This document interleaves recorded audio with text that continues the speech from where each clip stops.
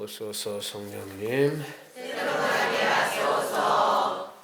어떤 유치원에서 선생님이 아이들에게 물었어요.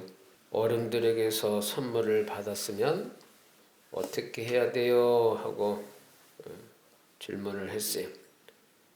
그러면서 힌트를 주기를 다로 끝나는 겁니다.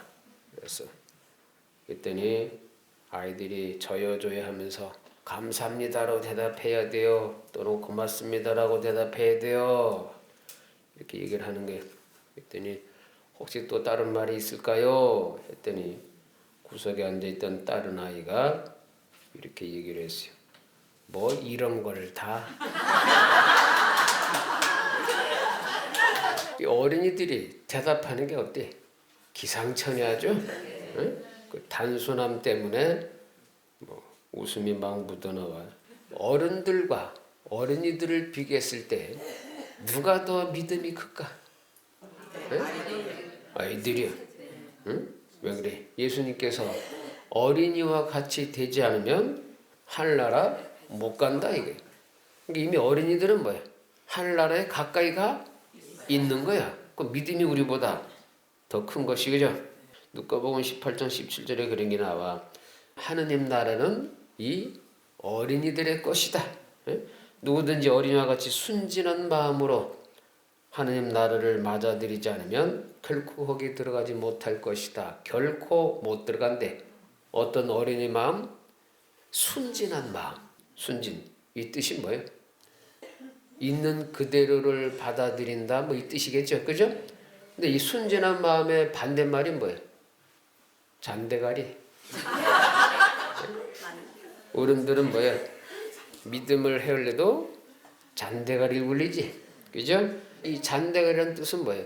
의심의 눈초리 이 뜻이 숨어있어요. 그게 또 뭐예요? 손익계산이라는 의미가 또 있죠. 손해가 될까 이익이 될까 이런 그 얄팍한 꼼수가 그 잔대가리라는 뜻 안에 들어있더라. 이게 어떤 해에 가뭄이 극심하게 들었어. 그래서 성당에서도 빨리 비를 내려주십사 하고 기도를 한 거예요. 그래서 그 성당에서 신부님이 한 달 동안 집중 기도를 하자. 그래서 저녁 때만 되면 모여서 묵주 기도를 열심히 하는데 마지막 날이 됐어요. 사람들이 기도하러 모이기 시작하는데 한 아이가 우산을 들고 온 거야. 응? 나머지 사람들은 그냥 맨손으로 왔어요. 이 아이는 뭐야? 마지막 날 기도가 끝나면 비가 올 것이다 이거야. 그래서 우산을 들고 온 거야. 비도 끝나면 비 올 거를 알기 때문에. 그 어른들은 가져가고 싶어도 가져갈 수 있었을까? 이거 가져갔다가 쪽팔리면 어떡하지?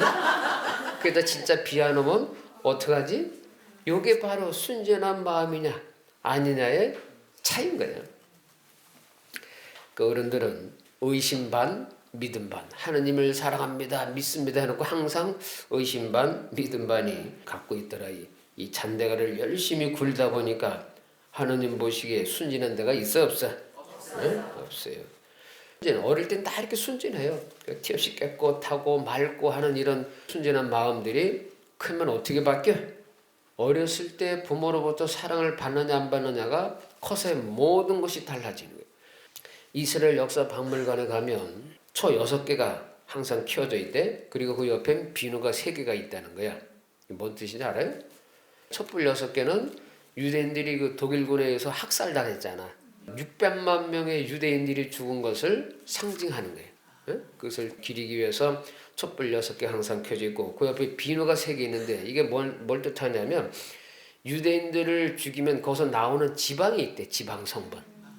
그거를 죽일 때마다 그 지방을 모아서 비누를 만들었다는 거야.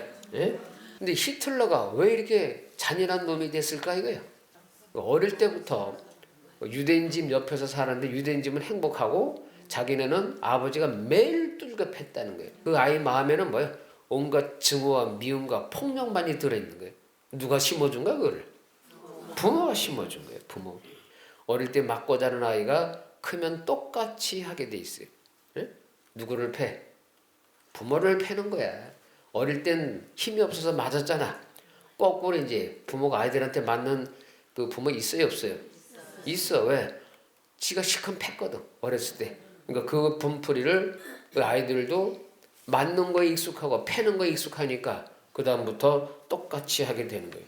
갈라디아서 6장 7절에 보면 사람은 무엇을 심든지 자기가 심은 것을 뭐예요? 그대로 거둘 것이다 라는 말씀이 나와. 이 뿌린 대로 거둔다라는 거. 뿌린 대로. 그러니까 여러분들이 자식을 키우면서 어떤 마음으로 자식을 키웠는지 돌이켜보면 답이 나와 안 나와? 네? 내 새끼 사랑을 듬뿍 줘서 키운 사람들 손들어. 적어도 지금 손든 사람은 애시기들한테 맞을 일은 없을 거야. 네? 이제 만일 어릴 때 혹시 많이 두들겨 팬 사람 손들어. 많이 두들겨 패고 잔소리만 디립다 하고 그런 사람은 커서 조심하셔야 돼. 우리 속담에 그런 말이 있어요. 아이들은 어깨 너머로 배운다. 그죠? 어릴 때 했던 짓을 그대로 따라하는 거예요. 또 자식은 뭐의 거울이다? 부모의 거울이다. 내가 어떤 모습으로 살아왔을까라는 걸 보려면 내 새끼가 다른 사람한테서 어떻게 처신하는가 이거를 살펴보면 돼. 안겨. 그래서 그런 말이 있어요. 꾸지람 속에서 자란 아이는 비난하는 것을 배우는 거예요. 미움을 받으며 자란 아이는 뭐만 잘하게 돼 있어요? 싸움질만 잘하지. 놀림을 당하면서 자란 아이는 수줍음을 타게 되고, 이 관용 속에서 자란 아이는 참을성을 알게 돼. 격려를 받으며 자란 아이는 자신감을 갖게 되겠지. 그죠? 칭찬을 받으며 자란 아이는 뭐 할 줄 알아? 감사할 줄 알겠지. 예? 공정한 대접 속에서 자란 아이는 올바름을 배우게 될 것이고, 안정 속에서 자란 아이는 믿음을 갖게 되고, 인정받으며 자란 아이는 뭐예요? 자부심, 긍지를 느끼며 사는 거예요. 얼마나 중요해. 그러니까 이런 좋은 환경 속에 자란 아이들은 세상의 사랑이 충만함을 알게 되는 거예요. 사랑을 내가 충만히 받았으니까 사랑을 주는 거예요. 그러니까 어릴 때 보면 뽀뽀해드려 이렇게 하잖아. 그지? 누가 어른이 오면. 그럼 어떤 애들은 또르르 쫓아와서 뽀뽀를 갖다가 대. 쪽쪽쪽쪽쪽쪽 막 해오다가 침을 갖다가 그냥 얼굴에 막 한 번만 해도 되는데 그런 거 하는 건 뭐예요? 뽀뽀한다는 것은 자기 부모가 애한테 뽀뽀뽀뽀뽀 했다는 뜻이야. 어떤 애들은요 인사하려면 숨어 뒤에 숨어. 그러지 말고 어른 보고 신부님 보고 인사해야지 안 해. 죽어도 안 해. 그 속으로 뭐예요? 참 애비애미 잘 가르쳤다 이 소리가 나오는 거예요. 어떤 애들은 절을 하면 싹 했는데 그러지 말고 배꼽 쏘내야지 하면 뭐야? 착해가지고 쫙 학교 배웠들 이렇게 하잖아. 시키는 대로 순명을 잘하는 아이, 이런 아이들이 사랑을 많이 받고 큰 거예요. 요 상황에서 이렇게 된다, 저 상황에서는 이렇게 된다, 감사할 줄 알고 사랑할 줄 알고 인사할 줄 알고 예의 차리를 한다. 이걸 끊임없이 부모로부터 받은 아이들은 뭐예요? 어떤 상황이 되면 그렇게 해야 되는 거를 자동으로 배우게 되는 거예요. 여러분이 이 세상에 태어난 이유가 뭐예요? 낳고 번성하는 거야. 이 모든 세상의 피조물은 음과 양으로 이루어졌지. 네. 암놈과 순놈이야. 너트, 볼트도 암놈과 순나사로 이루어져 있어. 하느님께서 낳고 번성해서 대를 이어서 살아가도록 만드신 거예요. 그래서 결혼의 목적이라는 게 있어요. 결혼을 하면 나는 우린 새끼 자식 낳지 말고 우리끼리 재밌게 살자. 이건 결혼 목적에 위배되는 거야. 아시겠어요? 결혼 무효예요. 이거는 부부관계는 할 수 있는데 애가 안 나와. 그건 상관이 없어요. 근데 성불구이가 있어. 그럼 결혼을 할 수가 없는 거야. 결혼 자체가 성립이 안 돼. 부부관계를 할 수 있는데 애가 안 나오는 건 뭐야? 양자를 들여서 할 수 있거든. 그죠? 이 결혼 조건이라는 게 있어요. 천주교에서. 어쨌든 여러분이 결혼했다는 것은 사랑을 낳고 또 사랑을 키우는 거야. 내가 새끼를 낳아서 그 자식을 사랑을 낳고 사랑을 주고 배우고 성장시켜가지고 나와 똑같은 방식으로 또 누군가를 사랑하는 사람을 만나서 사랑을 낳고 키우고 번성하도록 이렇게 만든 것이 인간의 창조 목적인 거야. 아시겠어요? 나 같은 인간 빼고. 나는 어쩔 수 없이 아버지의 뜻에 의해서 혼자 살도록 운명 지어진 거지. 여러분 물어볼게. 내 새끼가 날 닮은 사람 손들어. 내 새끼가 나를 똑 닮았다. 틀렸어. 이건 틀린 게요. 날 닮으면 돼, 안 돼? 안 돼. 누굴 닮아야 돼? 그렇지. 하느님을 닮은 아이들로 만들어놔야 돼. 그게 여러분의 운명이고 숙제야.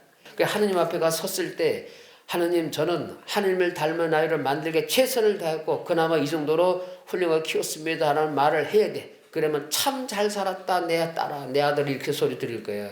근데 날 닮은 아이를 만들었습니다 하면 에게이씨. 그래서 여러분들은 자식을 낳으면 하느님을 닮은 순진한 아이로 키워야 돼. 이게 정답이야. 성서 나온 말씀 그대로 돈 많이 버는 아이, 내 늙었을 때 용돈 많이 주는 아이, 뭐 권력을 가진 아이, 이게 아니야. 마음이 하느님을 닮은 순진하면서 사랑이 많은 아이로 자란다면 그것은 100점짜리 인생을 살다 가는 것이고 그 아이에게 100점을 물려준 거예요. 이것이 진짜 여러분의 자식을 키우는 기본 틀이라는 걸 기억하셔야 돼요. 그럼 여러분 어떻게 되겠어요? 하느님을 닮은 순진한 아이로 잘 키우자.